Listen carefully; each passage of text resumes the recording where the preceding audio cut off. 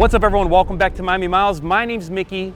Today's a bittersweet day because today we say goodbye to my Cayman GT4 RS.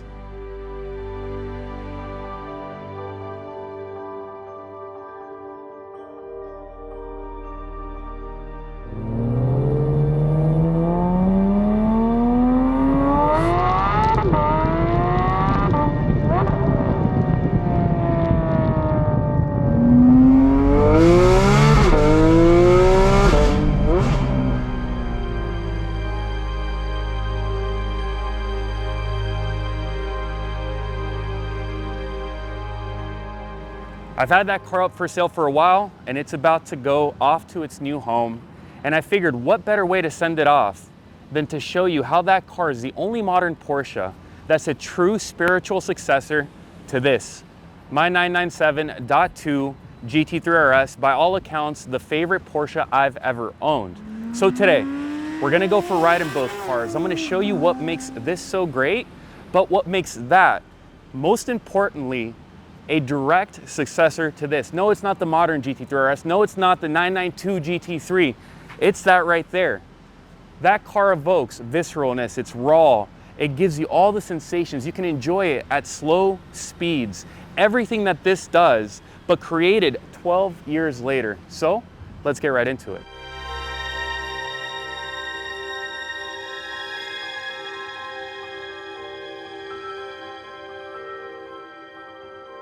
Before we go for a ride, I think it's super important to sit here and just look at these two cars. I mean, standing where I'm standing, this GT4 RS has almost the same proportions as that. In my opinion, that car has become extremely collectible because not only is it the last manual GT3 RS made, but because the car still retains its proportions. It's small, it's nimble, it feels like you can control everything from your fingertips. And I think that the 4RS is the only car that modern Porsche makes that even come close to this. You can just look at it. Even its stance, it sits a couple inches lower than the 3RS, and when you come around the side, this car, if you guys haven't seen my other videos, is optioned with the magnesium wheels, PCCBs, Y-Sac pack, no lift, one of the lightest 4RSs ever made. And the crazy thing is, I've weighed both of these cars, and this car is about 125 pounds lighter than that. You'd never think that. All of the articles tell you that car weighs 2,800 pounds. It doesn't. It's like 3,200 and change. So I think Porsche, out of all of its modern products, retained that and made it even better in this in terms of size and proportions and materials. But the question is, does that translate to the drive? Is the drive as epic in this as it is in this? Because at the end of the day, this one's getting sold and this one's getting kept. So let's jump in the cars, go for a drive, and find out. That shot looks good, doesn't it? That's why I've partnered with Faster Media, the company that does all of the storytelling here on my channel, from the editing to the content posts to the strategy to post to Instagram, TikTok, and all other social media platforms. Faster Media has curated a strategy for me that has allowed me to grow. And now for the very first time, they're offering the same services for companies and people looking to grow their social presence. Anyways, guys, back to the video. 997 3RS.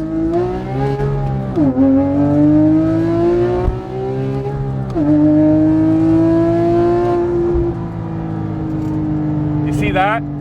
That's what this car does.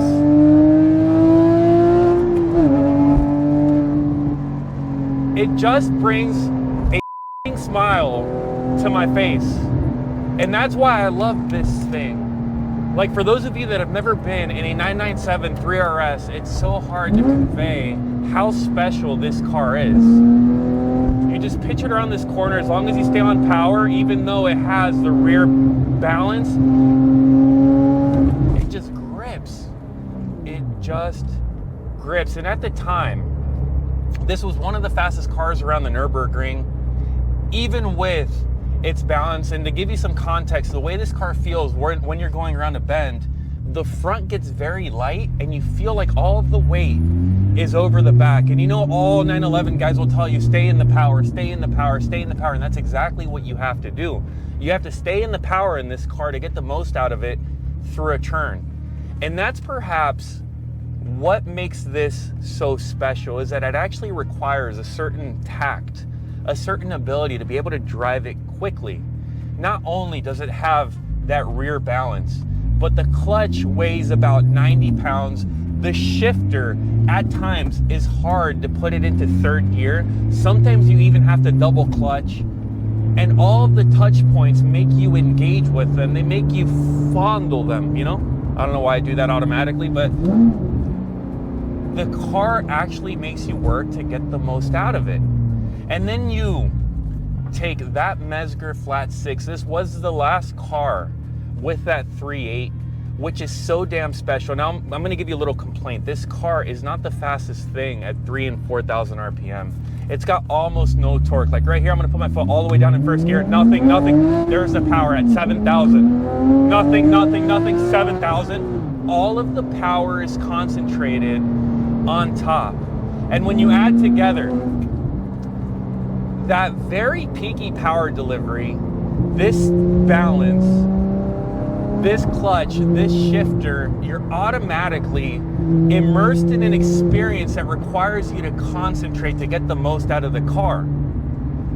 That's why this thing is one of the greatest RS products ever created, because not only does it maintain these proportions, but it makes you work for fun. Something that modern RS products haven't been able to replicate. To get this out of any modern RS product, the closest thing you can get to with the manual is a 992 GT3, but the 992 GT3 is isolated from the outside. It doesn't make you work. It's easy. The clutch weighs nothing. The shifter goes into gear no problem. Whereas this thing, if you misbehave, you'll spin it off into the wall. And that's something that I love so much about it. Now, you take that and you add the fact that these are extremely rare. They continue to go up in value. This car, I think, is worth $350,000 to $360,000 right now, and it's just so damn special. And I think that specialness is not only attributed to everything I've just talked about, but this car's appearance. It's absolutely stunning. To me, one of the single greatest looking RSs ever created. But the question is, seeing as this thing is so damn special, how does it stack up against the 4RS? Or better said, how does the 4RS stack up against it? Is the 4RS the only modern Porsche that you can buy today? Oh, let me not get killed by that Nissan Sentra. Is it the only modern day Porsche that you can buy today and get this same experience in something made in 2023? So let's go jump in the 4RS and see if it's even close to this.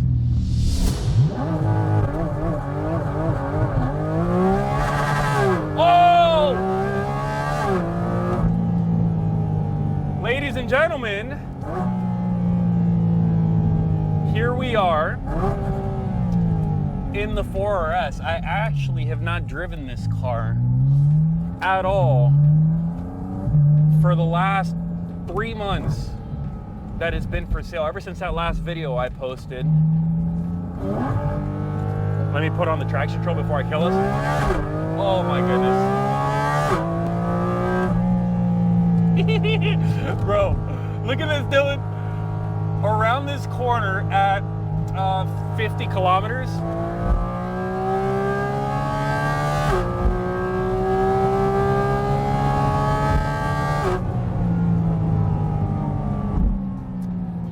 Okay.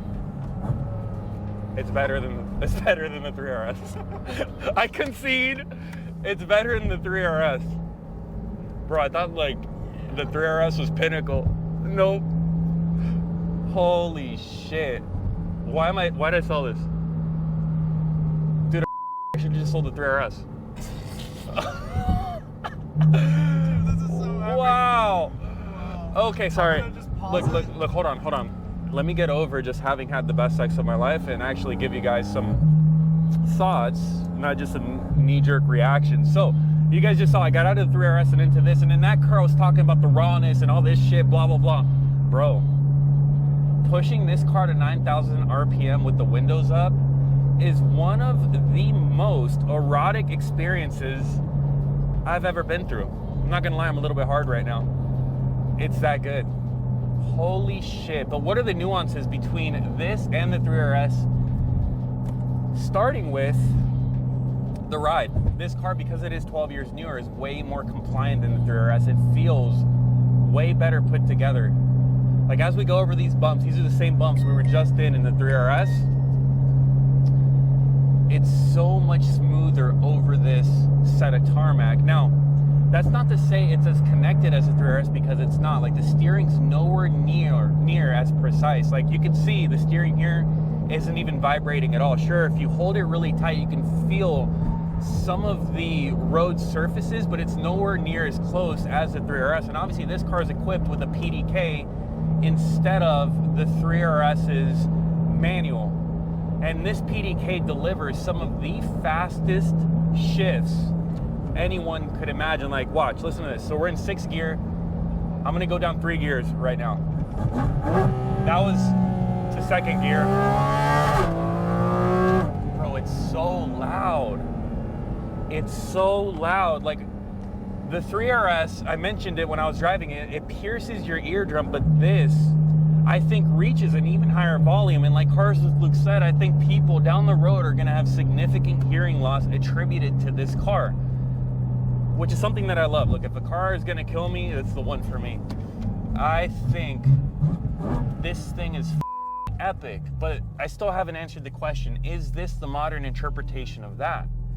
Well, honestly, if they would have put a manual gearbox in this, it would be better than the 997 3 RS in every way besides collectibility. Seriously, this car is that good. These carbon intakes are so immersive. They sound so awesome that I just want to continue to drive this car over and over and over again. But I think that I'm getting a little bit ahead of myself, because even though this thing is epic, I will say that at slow speeds, when you're not doing what we just did, the car is super refined. The car is super comfortable. I'm not having to work for anything. I'm not having to press a 50-pound clutch to execute a shift. And that's always been my issue with this car. It's so good at 9/10, but when you're going slow, it's just a very comfortable and convenient Porsche. So let's go back into PDK Sport. Oh. I came again, guys. This is the best. Oh my God, please, Ford. Oh.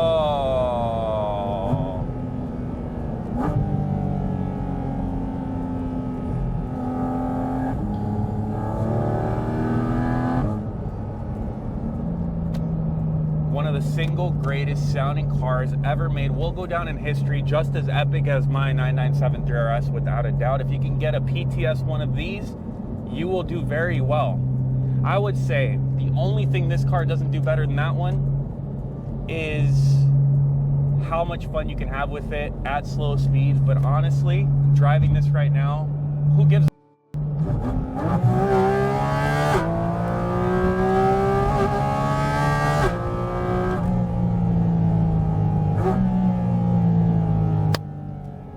why'd I sell this? Let's head back and conclude this video, because I'm kind of disappointed right now. What a drive, man. What a hell of an experience. And every single time I've gotten out of this car, I said the same thing. And trying to analyze if it truly is the successor to this, I think it superseded that status, because that car, it feels lighter. It's much faster, it brakes better, it handles better. It gives you more confidence when you're trying to push it because of its mid-engine layout. It is an unbelievable experience. But you're probably asking yourself, Mickey, why are you keeping this instead of that? The answer is simple. This car is more special. It gives me the sensations because of its manual gearbox, because of its rawness, that make me smile every single time I drive it. That's not to say that this doesn't, but I feel like I can get this experience from N number cars. And even if I get bored of this, or bored of not having this, I can go buy another one in a couple months at even lower prices, and I'm right back where I started. So I'd rather get rid of that, add something else to the garage, and keep the car that's truly special. It's so historically significant for Porsche and will continue to go up in value. And when I'm driving it 3 miles here to my office, I'm enjoying the shit out of it. So guys, what's the conclusion here? Well, if you want the closest thing possible for modern Porsche to that, you have to buy this. Skip the 991.23 RS, skip the 9923 RS. That's the closest thing Porsche's done in the last 12 years to that. And that's the end of the video, guys. Say goodbye to the GT4 RS. It's leaving the channel, but just know it is the greatest modern Porsche made.